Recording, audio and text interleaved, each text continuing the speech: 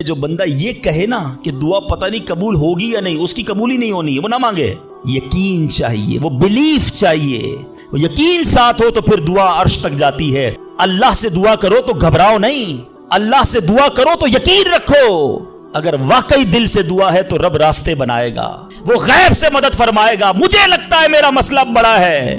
और फिर मैं वही बात करूंगा कि जिसकी माँ जिंदा है, खुदा की कसम माँ की दुआएं ले लो, पूछो उनसे जिनकी माँ चली गई है। आज जिसकी माँ नहीं ना, वो किससे दुआएं करवाए, वो किससे इल्तिजाएं करवाए। सफर पे होते थे तो पीछे कोई था जो मुसल्ला बिछाकर दुआ करता था। हर थोड़े दिनों बाद पैगाम आता था, बेटा किधर पहुंचे, बेटा तबीयत कैसी है। अरे माँ सोचो तो सही, बेटे का काम था माँ से पूछना कि माँ तुम्हारी तबीयत कैसी है। माँ पूछती है बेटा तुम कैसे हो। हमने रातों को उठकर माँ को जगाया, माँ पेट में दर्द है। कभी माँ ने हमें बताया कि मेरे पेट में दर्द है बेटा। अपनी तकलीफें सहती रही, अपनी तकलीफें सहती रही, मगर हमें राहतें पहुंचाती रही। ले लो दुआएं, ये दुआओं का साहिबान है। ना करो माँ को तंग, ना करो उसे परेशान। जितनी भी बड़ी परेशानी में हो ना, माँ के कदमों में बैठ जाओ, को माँ मेरे लिए दुआ कर दे। तुम्हारी माँ ने दुआ कर दी ना, ये अर्श तक जाती है। और एक और बात बता दूं, कुछ दुआएं वो हैं जो हम कहते हैं माँ दुआ कर दो, अब्बू दुआ कर दी, अलग बात है, वो करते हैं। इतनी खिदमत करो कि कहना ना पड़े, माँ खुद दुआ करे या अल्लाह मेरे बेटी की खैर कर दे।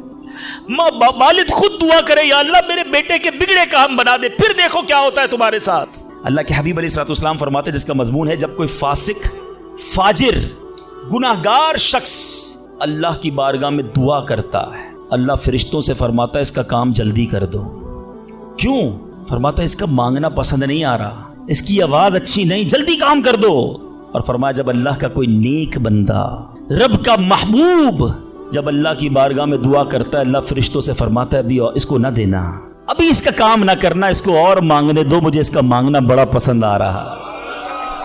मैं आपसे पूछता हूं खुदा की कसम, मैं जो मांगू वो मुझे मेरा रब दे दे, ये अच्छा है या जिंदगी में एक दुआ मैं ऐसी करूं कि अल्लाह जिब्रील से कहे कि मेरे बंदे का काम न करना, इसको और मांगने दो, है मेरे फरिश्तों और मांगने दो, मुझे इसका मांगना बड़ा पसंद आ रहा है। काश जिंदगी में एक दुआ मुझे बताओ ना, मेरा रब ये कह दे कि मेरे बंदे की आवाज मुझे पसंद है, फिर तो मेरा काम हो गया ना, मेरे रब को मैं पसंद आ गया, इससे बड़ी क्या चीज है।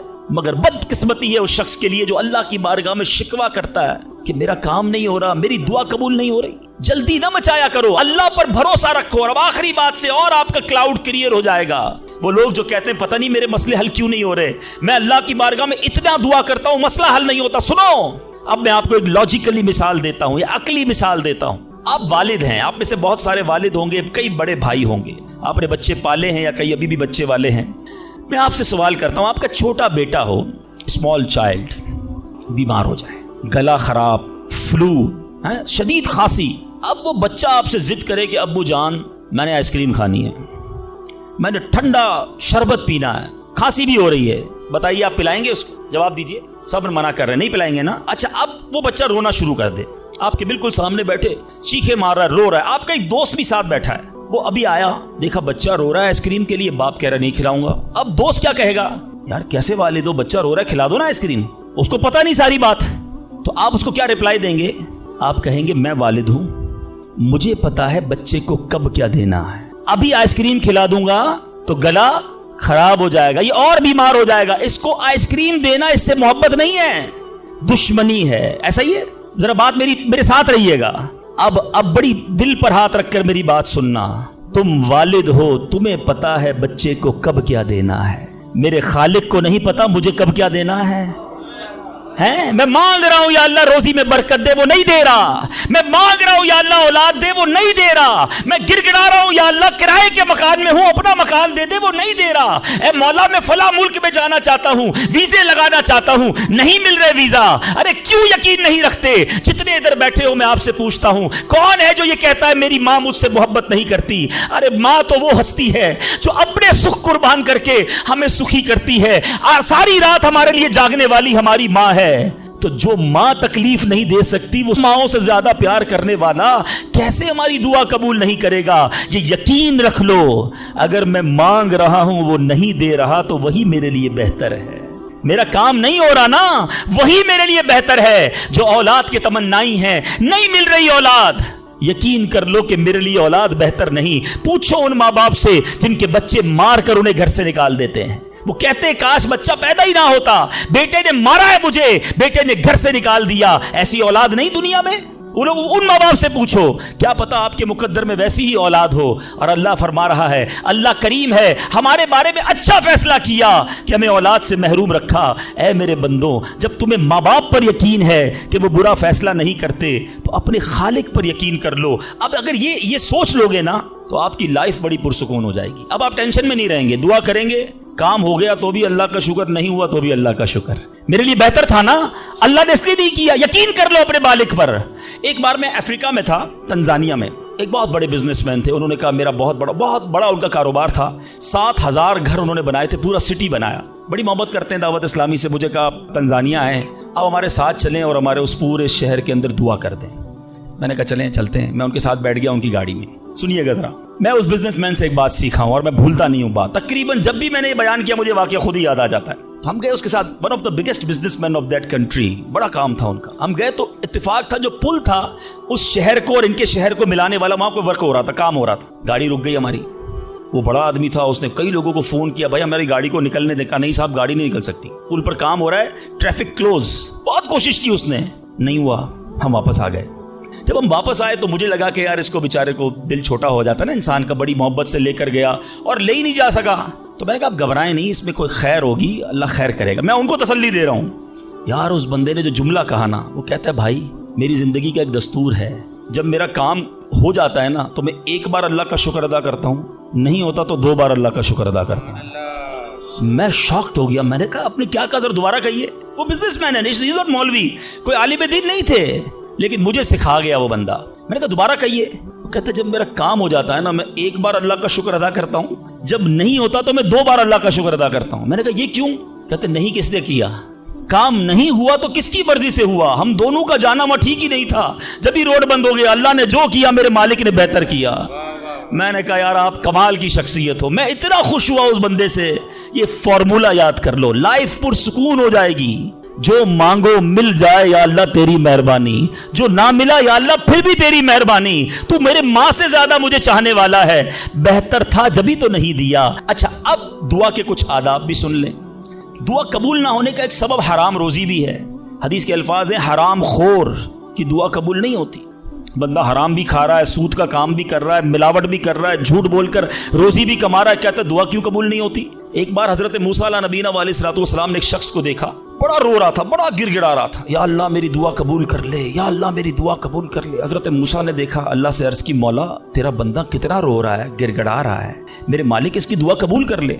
इरशाद हुआ, ए मूसा ये इतना रोए कि रोते रोते मर जाए, इतने हाथ उठाए कि इसके हाथ आसमान को छू लें। ए मूसा मैंने इसकी दुआ कबूल नहीं करनी। अर्ज की, मौला क्या वजह है? इरशाद हुआ, ए मूसा ये खाता हराम है, इसे जो लिबास पहना ये हराम है। सोचिए, अल्लाह के नबी सिफारिश कर रहे हैं, अल्लाह इसकी दुआ कबूल कर ले, मगर हराम खाने वाले की दुआ कबूल नहीं होती। अपनी रोजी पाकीज़ा करो। आप में सारे चाहते हैं ना मुस्तजाबुद दावत बन जाए। मुस्तजाबुद दावत के माना क्या है? जिसकी सारी दुआएं कबूल हों। सब चाहते हो ना? हजरत साद बिन नबी वकास ने प्यारे आका से सवाल किया, क्या ब्यूटीफुल क्वेश्चन कर लिया, हमारे काम सीधा हो गया। आका से अर्ज की, या रसूल अल्लाह मैं मुस्तजाबुद दावत बनना चाहता हूं, I want to be a मुस्तजाबुद दावत। नबी पाक ने कोई लंबा चौड़ा, आपको तो पूरा सिलेबस दिया जाता है ना, पीएचडी करना है तो इतनी किताबें पढ़ो, एमबीबीएस करना है तो इतनी किताबें पढ़ो, लेकिन मुस्तजाबुद दावत तो कमाल हो गया ना, उससे बड़ी डिग्री है कोई? जो दुआ मांगो वो मिल जाए। कोई बड़ा सिलेबस नहीं दिया नबी पाक ने, इतने साल रोजे रखो, इतनी तलावत करो, इतने सजदे करो, इतने तवाफ करो। सुनो, एक लाइन में मेरे आका ने जवाब दे दिया, फरमाया, ए साद अपने लुक्मे पाकीज़ा कर लो तो मुस्तजाबुद दावत हो जाओगे। That's it. ग़िज़ा पाकीज़ा हो, आपकी दुआएं कबूल होना शुरू हो जाएंगी। एक और बड़ी अहम बात जो मिस्टेक कर जाते हैं वो क्या है कि हम दुआ के अंदर फोकस नहीं करते। याद रखें, अल्लाह गाफिल दिल की दुआ नहीं सुनता, याद रखिएगा। मिसाल के तौर पे हम दुआ करते वक्त आमीन, अभी इधर देख रहे हैं, आमीन आमीन आमीन, बात अल्लाह से कर रहे हो और ध्यान कहीं और है। इसको मैं आपकी एग्जाम्पल देता हूं। आप में से कई टीचर्स बैठे होंगे, प्रोफेसर बैठे होंगे, सेठ बैठे होंगे, वालिद बैठे होंगे, आपका स्टूडेंट आपके सामने बैठा है, आपका बेटा आपके सामने बैठा है, आपका मातहत आपके सामने बैठा, आप उसको बड़ा कोई बात समझा रहे हैं, बेटा देखो यूं करना है, वो कभी इधर देखे, कभी उधर देखे, कभी मोबाइल निकाल ले, कैसा लगेगा आपको? कमाल है यार, मैं तुमसे बात कर रहा हूं और तुम्हारा ध्यान कहीं और है। तवज्जो से सुनो। आपको बुरा लगता है आपका बच्चा आपकी बात ना सुने, तुम रब की बारगाह में हाथ उठाकर ध्यान कहीं और है, किधर से दुआ कबूल होगी? ये बेअदबी है। बारगाह इलाही में हाजिर हैं तो बस फोकस, पता चले मैं किसके दरबार में हूं, आंखें झुकी हों, अदब से बंदा बैठे वुजू करके, हैं उसका ख्याल मालिक के दरबार की तरफ हो कि गुलाम एक मुजरिम बादशाह के दरबार में हाथ उठाए भिखारी बनकर हाजिर हुआ है। फिर देखे कैसे अता मिलती है। एक और मिस्टेक, दुआ कबूल ना होने का एक सबब, और वो है यकीन। एक बड़ा प्रॉब्लम यह है, बंदा कहता है यार चलो मांग लेते हैं, बाकी होती नहीं अपनी दुआ कबूल। एक वाकया मुझे याद आया, एक बार एक गांव में बारिश नहीं हो रही थी, बड़ा जबरदस्त कहत।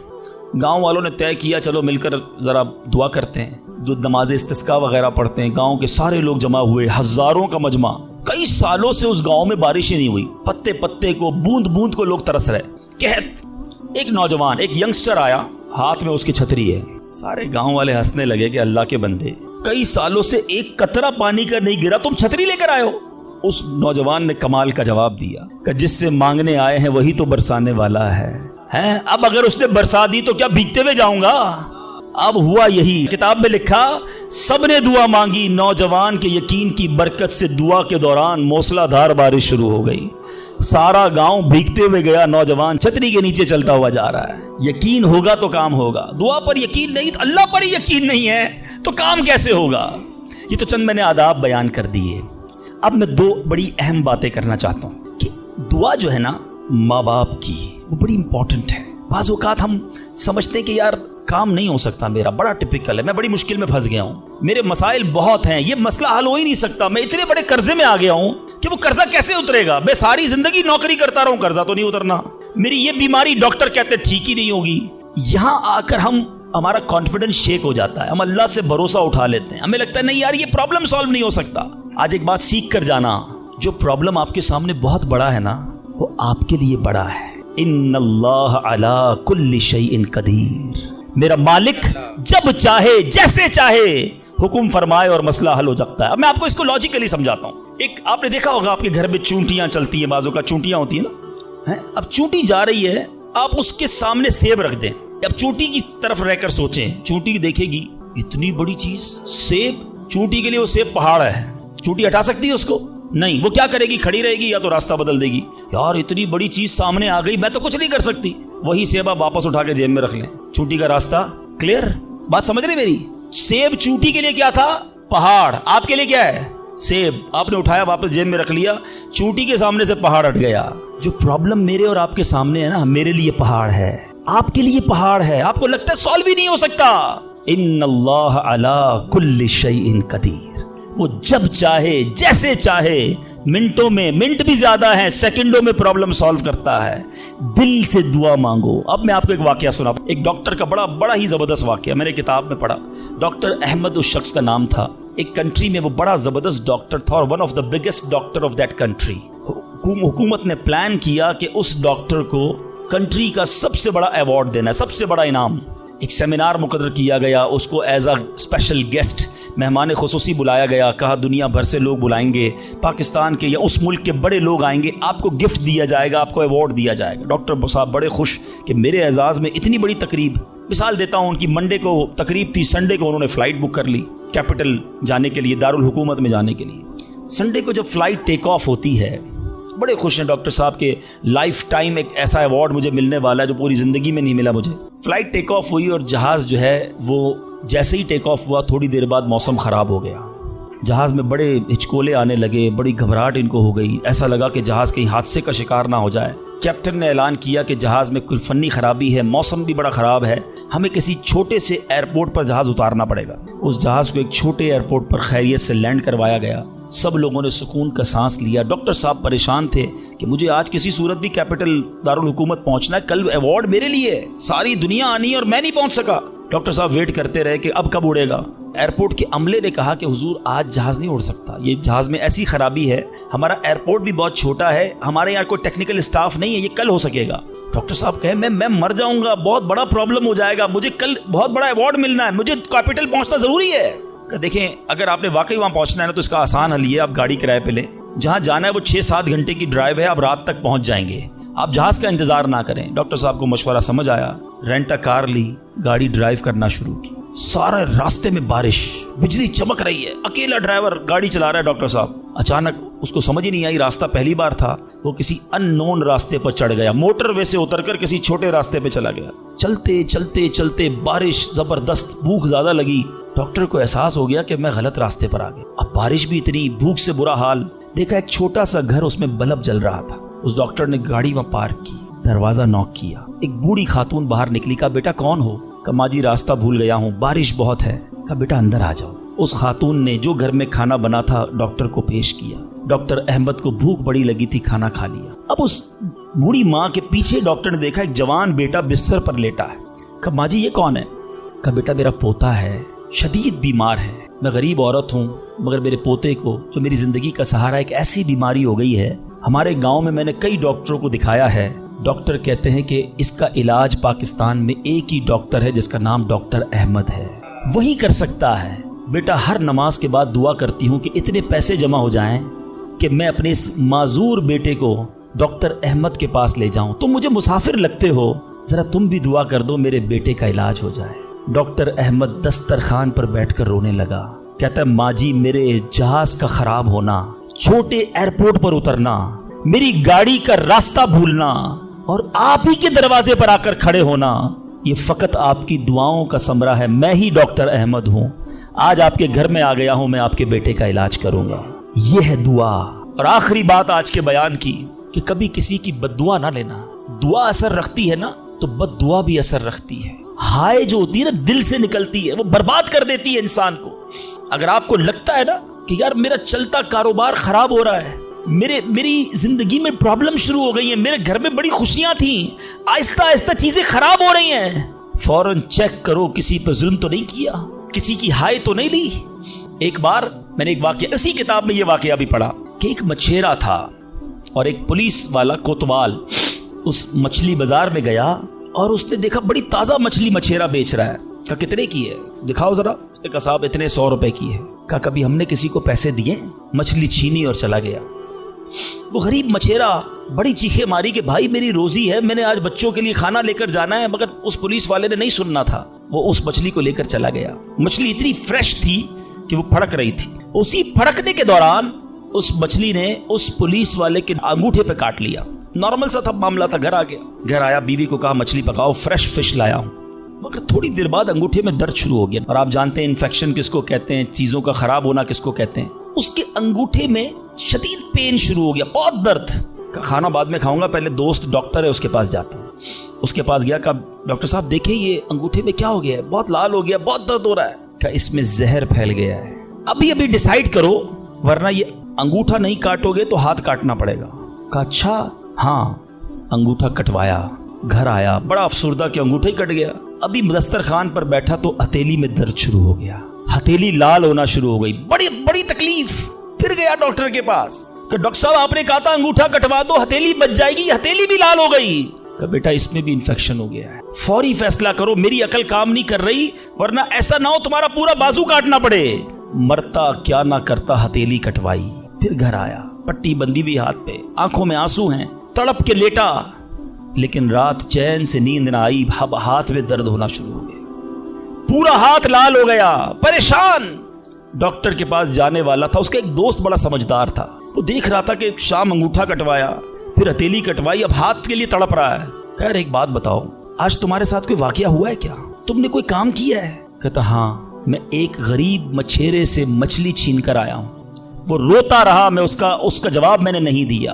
वो दोस्त बड़ा समझदार था। का जल्दी करो, उस मछेरे से माफी मांगो, वरना एक एक करके पूरा जिस्म कट जाएगा।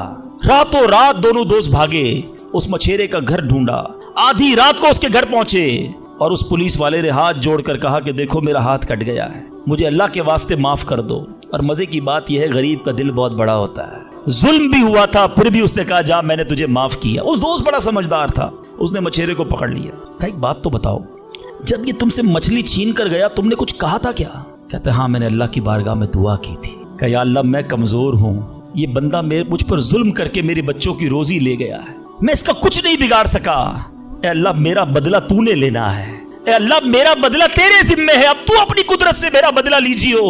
ए मेरे मीठे इस्लामी भाइयों, याद रखना, हाय ना लेना किसी की, तकब्बुर न करना कि मैं बड़ा कर्रोफर वाला हूं, मैं इंजीनियर, मैं डॉक्टर, मैं प्रोफेसर, मैं सेठ। आज आप कुछ भी हैं, ये अल्लाह ने आपको दिया है। एक हाय लग गई ना, अल्लाह के किसी बंदे को तकलीफ पहुंचा दी और उसने हाथ उठा दिए। ये दुआ बड़ी कमाल की चीज है, तूफान टाल भी देती है और बर्बाद भी कर देती है। बर्बादी से बचना है, लोगों की दुआएं लीजिए। जिंदगी में ऐसे काम करना मीठे इस्लामी भाइयों कि मेरी गैर मौजूदगी में भी लोग दुआ दे कि क्या बंदा है, क्या मिलता है, क्या अखलाक है। ऐसा ना करना कि किसी से मिलकर जाओ तो जाने के बाद लोग कहे इतना गुरूर, इतना तकब्बुर, मुझे जलील करके गया। आज मुलाजिम को हम जलील कर देते हैं, आज बीवी बच्चों के सामने गालियां निकालते हैं, आज लोग हमसे डरते हैं। याद रखो ये इज्जत नहीं है। आज आपका, अगर मैं जो प्रोफेसर बैठे उनसे कहना चाहता हूं, आप टीचर हैं और आपके स्टूडेंट आपका अदब करते हैं, ये अदब है या डर है, चेक कीजिए। आपके सामने जो अदब करे और पीछे गालियां दे, वो अदब नहीं, वो इज्जत नहीं। इज्जत यह है कि मैं सामने ना भी हूं तो लोग कहें कि कमाल का आदमी है। अल्लाह इसकी खैर फरमाए। काश मैं ऐसी जिंदगी गुजारने में कामयाब हो जाऊं, आप गुजारने में कामयाब हो जाएं कि जब दुनिया से जाए ना तो लोग हाथ उठाकर दुआ करें, मग़फ़िरत की दुआ करें, हमारे अच्छे काम उन्हें याद आए। लोगों के दिलों में नफरतें ना डालो। आज किसी पर जुल्म करके, रोब जमाकर, उसको धौंस में लेकर हम अपना काम तो निकाल लेते हैं, मगर याद रखना वो भी बंदा रब का है, अल्लाह का बंदा है, नबी पाक का उम्मती है, उसका भी कनेक्शन है। और अगर तड़प कर उसने दुआ कर दी ना तो हमारी बर्बादी कोई नहीं रोक सकेगा। अगर मेरा कोई भाई ऐसा बैठा है ना जो देख रहा है कि यार कारोबार डाउन हो रहा है, फैमिली डिस्टर्ब हो रही है, सेहत गड़बड़ हो रही है, कुछ चीजें बिखरती महसूस हो रही हैं, फौरन अलर्ट हो जाएं, चेक करें मुलाजमीन से जुल्म तो नहीं हो रहा, पड़ोसियों को तकलीफ तो नहीं हो रही, बीवी बच्चे तो परेशान नहीं, माँ बाप, बहन भाई, रिश्तेदार, खाला मामू चाचा बहुत परेशान है लोगों से। हम समझते हैं हम सब ठीक है, नहीं, सब ठीक नहीं है, दिल तोड़े हुए हैं, जलील किया हुआ है हमने, दुनिया को बांटते हैं, अपनों को परेशान किया हुआ है। जो शरीयत सिखाती है कि सबसे ज्यादा हक है हमारे माँ बाप का हम पर, फिर हमारे घर वालों का, फिर हमारे रिश्तेदारों का। सारी दुनिया खुश है और रिश्तेदार परेशान है हमसे। तो है मेरे मीठे इस्लामी भाइयों, आज के इस मुख्तसर बयान में मैंने 2-3 एस्पेक्ट आपके सामने रखे हैं। इंपॉर्टेंस ऑफ दुआ, कितनी जरूरी है दुआ, कितनी बरकत वाली चीज है दुआ। घबराओ नहीं, मांगो अल्लाह से, डरो नहीं, कंजूसी नहीं करो, अदब से मांगो, फोकस के साथ मांगो, यकीन के साथ मांगो, जितना मांगना है मांगो। और दूसरी बात, हराम से बचना है ताकि दुआएं कबूल हो, और ना मिले तो शिकवा नहीं, हर हाल में अल्लाह का शुक्र अदा करना है। और आखिरी बात, हाय नहीं लेनी, तकलीफ नहीं पहुंचानी। अल्लाह ताला मुझे और आपको मुसलमानों का खैर खा बना दे, मुसलमानों के दिलों में खुशी दाखिल करने वाला बनाए। और यही दावत इस्लामी का मैसेज है। हम मिलाद मनाने जमा हुए हैं, नबी पाक के गोया मिलाद का महीना आ गया। क्या किया मेरे आका ने सारी जिंदगी? मोहब्बतें, प्यार, नरमी, शफकत, जानवरों के साथ अच्छा सलूक। अल्लाह के हबीब जानवरों पर जुल्म करने से मना करते, आज हम इंसानों पर जुल्म कर रहे हैं, आज लोगों पर लड़ाइयां कर रहे हैं, झगड़े कर रहे हैं। एक गलती माफ करने के लिए बंदा तैयार नहीं होता, कहता नहीं जनाब ईंट का जवाब पत्थर से दूंगा, इसने मुझे कैसे गाली निकाली, जानता नहीं मैं कौन हूं। भूल गए? सलाम उस पर के जिसने गालियां सुनकर दुआएं दी, सलाम उस पर के जिसने खूह के प्यासों को कबाएं दी। मेरे आका वो हैं जो गालियां सुनकर दुआएं देते, और हम कहते हैं नबी का उम्मती हूं, गुलाम हूं। कैसे गुलाम हो? लड़ाई झगड़े के लिए हर वक्त तैयार रहते हो, नहीं छोड़ूंगा, बदला लूंगा। खानदानी दुश्मनियां चल रही हैं, कई नस्लों से दुश्मनियां चल रही हैं। अल्लाह के बंदों क्या हो गया है? हम उस नबी के उम्मती हैं कि जिन्होंने कातिलाना हमला किया, अल्लाह के हबीब ने उन्हें भी माफ फरमा दिया, और हम माफ करने के लिए तैयार नहीं है। एक आखिरी रिवायत सुन लो, काश दिल में उतर जाए मेरी बात। अल्लाह के हबीब अलैहिस्सलातु वस्सलाम फरमाते, जिसका मजमून है, जो माफ नहीं करता उसे माफ नहीं किया जाएगा, और जो रहम नहीं करता उस पर भी रहम नहीं किया जाएगा। मर्जी है आपकी, ना करें माफ, करें दुश्मनियां, कयामत के दिन तैयार रहना, फिर हमें भी माफ नहीं किया जाएगा। बंदों को माफ करो, दरगुजर करो और अल्लाह से दुआ करो, या अल्लाह मैं बंदा हूं, मैंने तेरी रिजा के लिए बंदे माफ कर दिए, तू तो खालिक है, तू मुझे माफ फरमा। शबे कदर की दुआ याद है? अल्लाहुम्मा इन्नका अफुव्वुन करीमुन तुहिब्बुल अफ़्वा फ़अफ़ु अन्नी। माना तो समझो क्या प्यारी दुआ है। अल्लाह तू करीम है, तू माफ करने वाला है, माफी को पसंद करता है, मुझे भी माफ कर दे। है। अल्लाह को अर्ज कर रही है, अल्लाह तू माफी को पसंद करता है, खुद माफी देने के लिए तैयार नहीं है, ना मुलाजिम को, ना बीवी को, ना सास को, ना बहू को। लड़ाई झगड़े लगे हुए सबके। आज एक नियत कर लो, है मुसलमानों, आका के गुलामों, आज तक मुझे किसी ने भी सताया, दिल दुखाया, मैंने उसको माफ किया। कह दो मैंने माफ किया, दुश्मनियां खत्म। आगे बढ़कर खुद माफी मांग लो। आपको लगेगा यार गलती तो उसने की थी, मैं क्यों माफी मांगू, वो माफी मांगे। यही तो प्रॉब्लम है। दो दोस्त, दो रिश्तेदार, दो भाई 5-5, 10-10 साल से एक दूसरे से बात नहीं कर रहे, किस वजह से? वो माफी मांगे। एक सॉरी ने दो दोस्तों को घर पे बिठाया हुआ है, मियाँ बीवी अलग बैठे हुए, रिश्तेदार दूर है, क्यों? वो पहले माफी मांग ले, बस मैं माफी मांग लूंगा, मैं माफ कर दूंगा। अरे आप आगे बढ़ के माफी मांग लो ना। हमारी मेमनी में एक जुमला कहा जाता है, जो नमी हो वो अल्लाह के गमी हो, जो झुक जाता है वो अल्लाह को पसंद आ जाता है। आप आगे बढ़ जाओ, आप फोन कर दो आज, ए मेरे भाई कई साल हो गए आप नाराज हैं, जो भी मुझसे गलती हुई अल्लाह की रजा के लिए माफ कर दो, मैं आपके घर मिठाई का डब्बा लेकर आना चाहता हूँ। अरे जाओ यार, दोस्ती कर लो। ये रिश्तेदार, ये प्यार करने वाले दुनिया में वैसे ही थोड़े होते हैं। इन थोड़ों से ही हमने दुश्मनियां लगाई हुई हैं। थोड़ी लाइफ है, प्यार से गुजारो, मोहब्बत से गुजारो, खत्म कर दो दुश्मनियां, फिर देखो इंशाल्लाह कैसे मोहब्बतें बढ़ती हैं।